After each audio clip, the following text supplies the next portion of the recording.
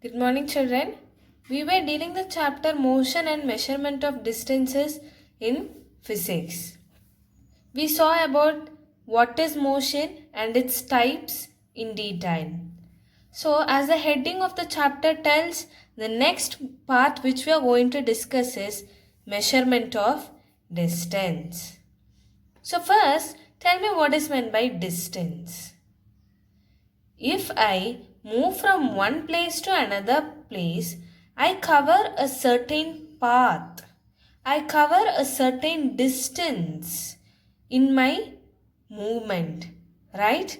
So, distance is nothing but the total length covered between the 2 points which I traveled. Can I tell like that? Yes. So,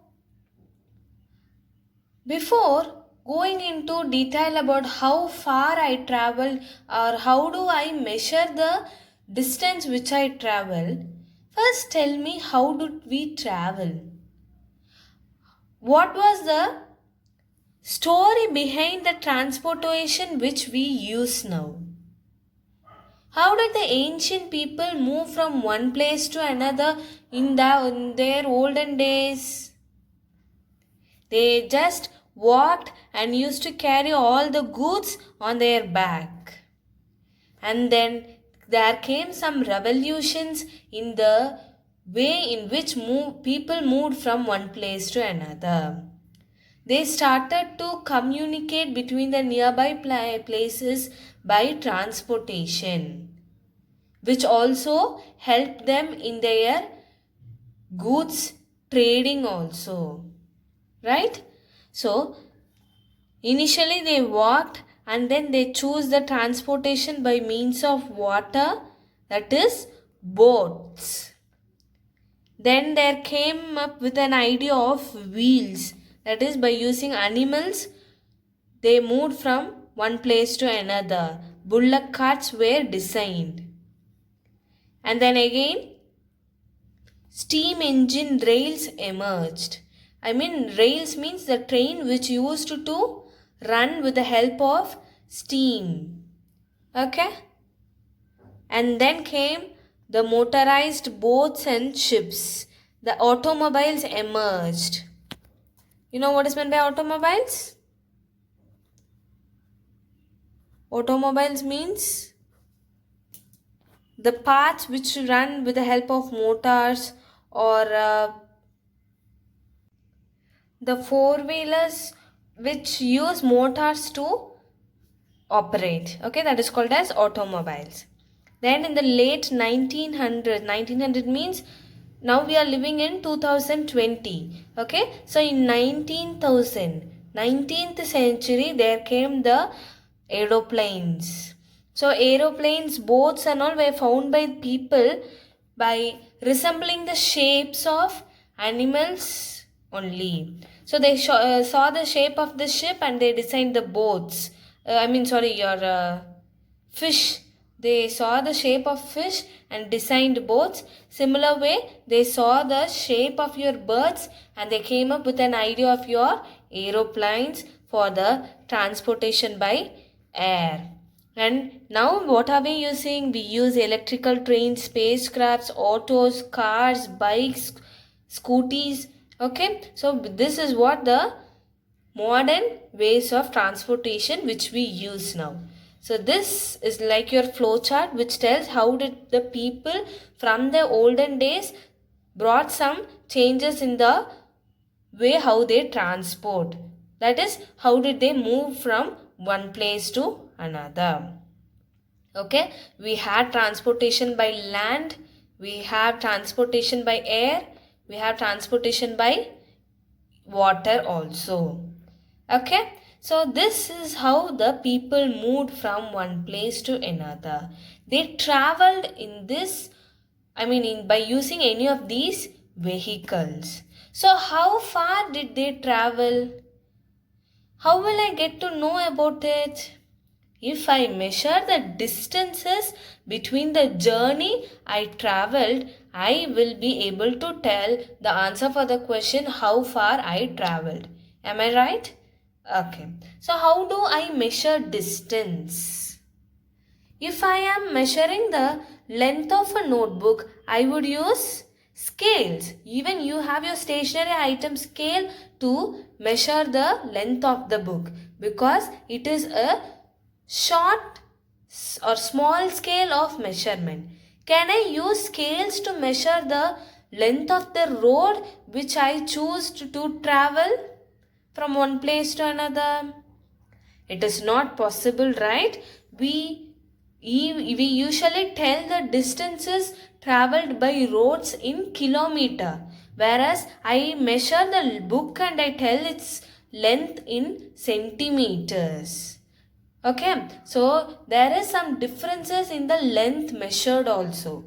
Similar way, the tools which are used to measure is also varying. If I wanted to measure the height of the building, I cannot again go in search of a scale. I would use measuring tapes to measure the height of the building. For the cloth, I would use measuring tape.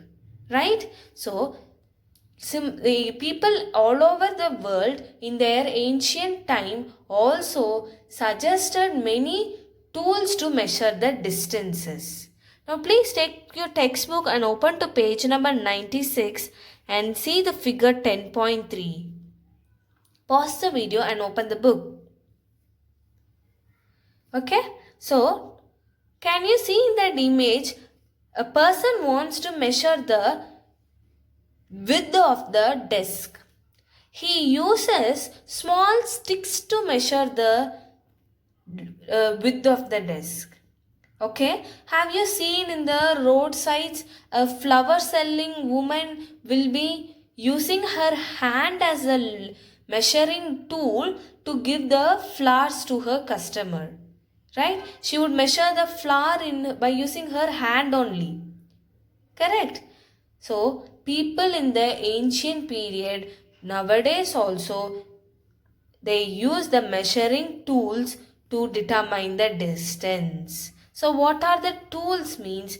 Gilli and danda.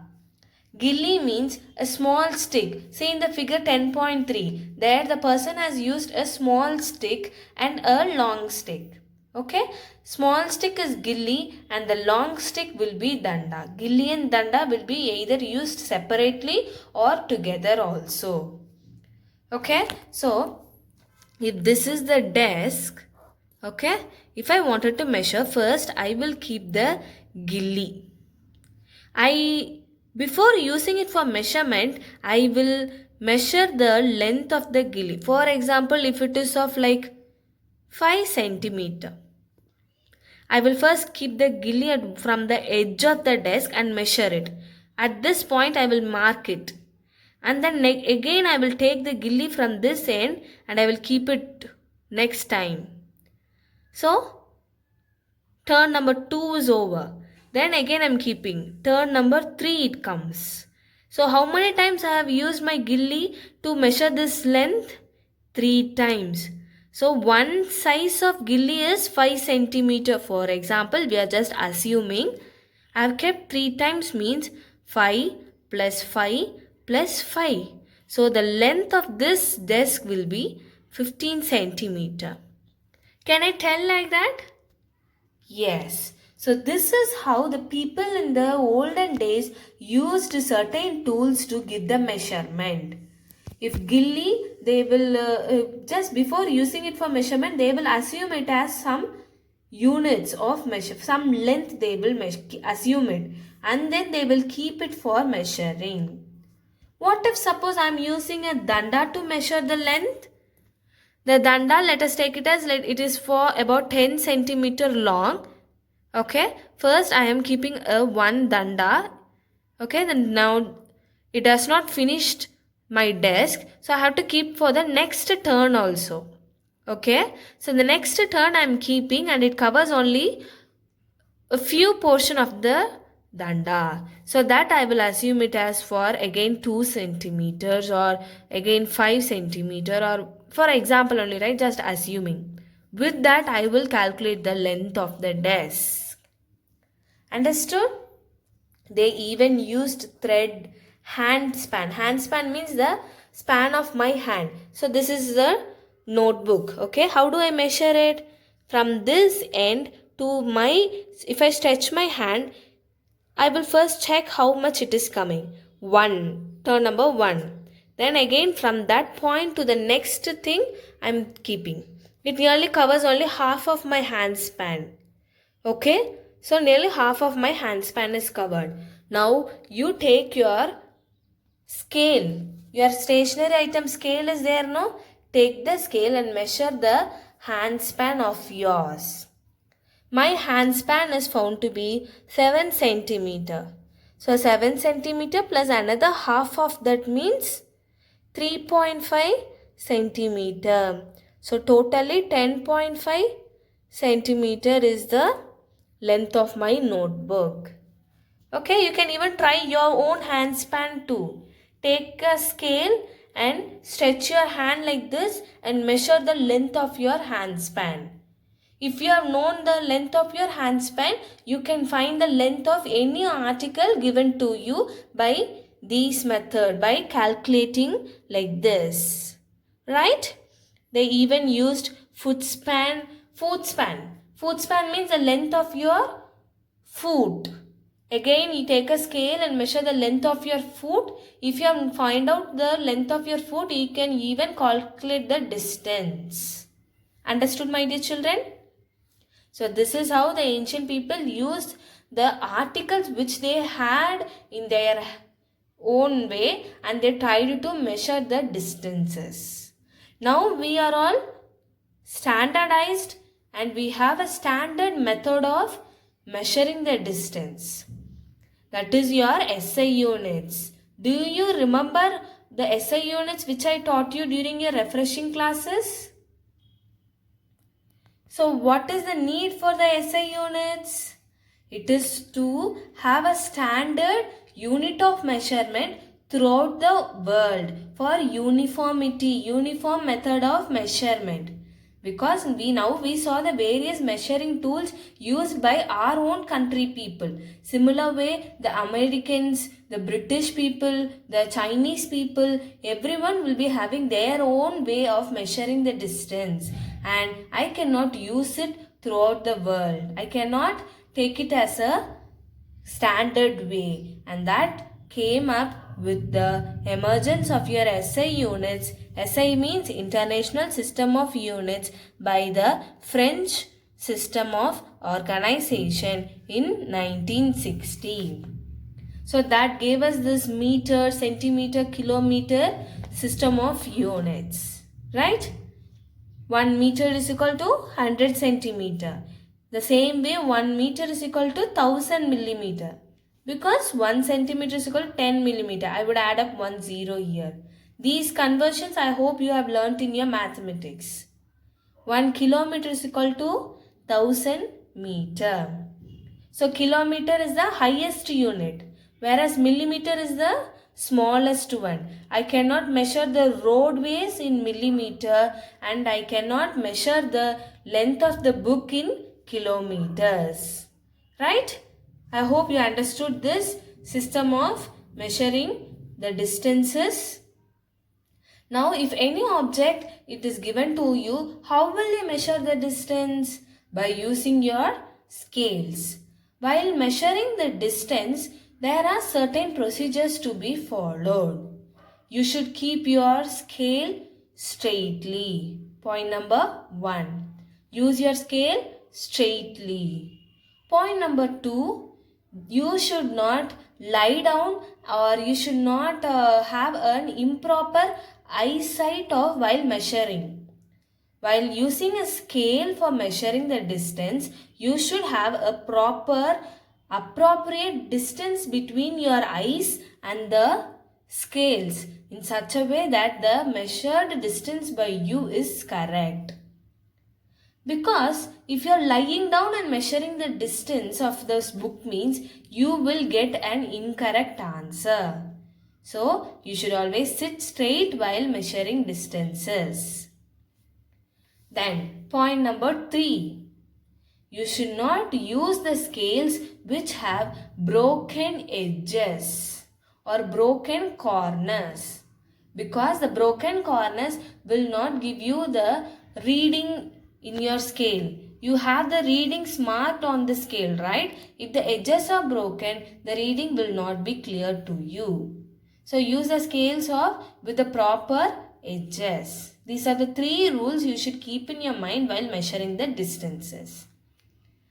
Now let us see how to measure the length of a curved line. So this is not a straight line, this is a curved line. How will I measure the length of this? Will I use scales to measure the length of this curved line? No, I will use thread to measure this curved line. Okay, so I don't have a thread here. If you have, this is going to be your assignment, today's homework. So listen carefully. Take a piece of thread. Okay, and then measure the length of the thread in your scale first. Example, I am assuming that I have taken a thread of length 7 centimeter. Okay, the length of the thread I have taken is 7. What I will do is, I will keep the thread from this end A and I will see until how much it is coming. For example, the line which I am drawing in red color is going to be the thread which I have placed. Okay. So if I placed a thread means of length 7 centimeter which I have taken, it would stop at this point. Right? So turn number 1 is over. The next turn again I am taking the same piece of thread and I am going to continue from the point where I stopped. I have marked it already. So from the point where I stopped, I have kept the thread and it completed until the point B. In my case, it comes like this. I am just giving you an example. So I have used the length of 7 centimeter thread twice in this curved line. So what would be the length of the curved line? 7 plus 7 will be 14 centimeter. So this is how I measure the length of a curved line. So what you wanted to do for today's homework is, take any A4 sheet or in your homework note you can do this. Draw a curved line of any shape you wish. Okay. And then take a piece of thread. First measure the length of the thread in your scale. You see that the thread is stretched properly. Okay, do not take and measure the length of the thread in a improper way. The length of the thread should be stretched properly and then only you are measuring it. Okay, so note down the measurement of the length of the thread as what it came for you. In centimeters it would be obviously. And then use the same thread to measure this curved line. And then calculate the distance and give me the answer in this format. Okay. So you can, for the first half of the page, you can draw this curved line and give it as 2 points A and B. And then use the thread and write down at the bottom of the page as length of the thread is equal to how much centimeters you got. And after measuring the curved line using the thread, write it again in the bottom of the page as length of the curved line measured you by using thread as, calculate the distance and give me the answer. So this is your homework for today. Okay children, I hope you understood this concept of measuring distances. If you have any doubt, please call me. Thank you my dear children.